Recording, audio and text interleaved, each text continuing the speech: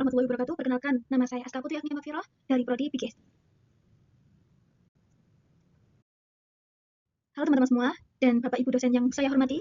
Saya Aska. Hari ini kita akan membedah sebuah tema krusial, yaitu filsafat, ilmu, dan isu kontemporer pendidikan nasional yang berkaitan dengan pilar-pilar pendidikan dan revolusinya di era digital.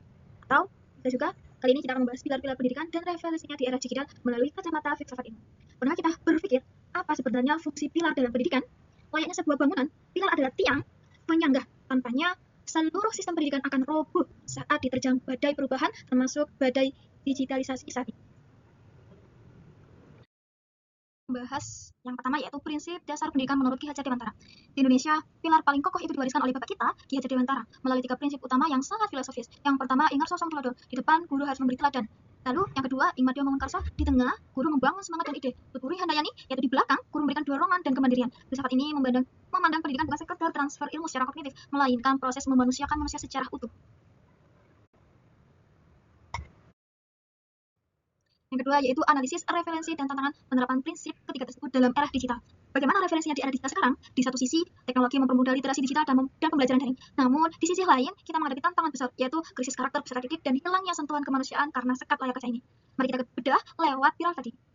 Yang pertama, ingat sosong tulodo di era digital. Tantangannya guru tidak lagi menjadi satu-satunya sumber ilmu, maka keteladanannya harus bergeser menjadi teladan dalam digital citizenship, yaitu bagaimana guru ini bijak bermedia sosial dan menyaring hoax dan memberikan pembelajaran tersebut kepada siswa secara baik. Yang kedua yaitu ing madya mangun karsa. Di tengah ruang virtual yang dingin, guru dituntut kreatif, memantik diskusi interaktif, bukan sekedar memberikan tumpukan tugas PDF. Yang ketiga, tuturi handayani, memberi ruang bagi siswa untuk belajar mandiri secara digital, namun tetap dalam koridor pengawasan yang mengarahkan.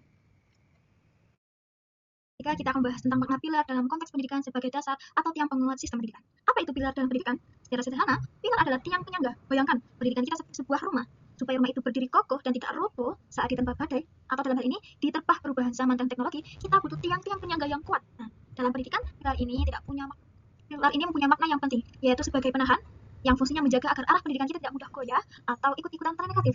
Dan sebagai penguatnya, memastikan bahwa meskipun zaman berubah ke arah digital, nilai moral dan karakter anak bangsa tetap tegak berdiri. Jadi, pilar pendidikan adalah nilai dasar yang menjaga agar proses belajar mengajar tetap mempunyai arah yang jelas, berkarakter, dan tidak kehilangan jati diri di era modern. 4. Refleksi. Sebagai refleksi, pilar Ki Hajar adalah jawaban konkret atas persoalan pendidikan nasional saat ini. Teknologi tidak hanyalah alat, namun roh dari pendidikan adalah karakter dan humanisme. Pendidikan digital tidak boleh mencetak manusia robot, melainkan manusia yang cerdas teknologinya dan luhur budi pekerti. Sesuai dengan cita-cita profil Pancasila. Saya Aska, mari kita jadikan sebagai teknologi sebagai jembatan dan pilar Ki Hajar Dewantara sebagai kompas. Terima kasih dan sampai jumpa.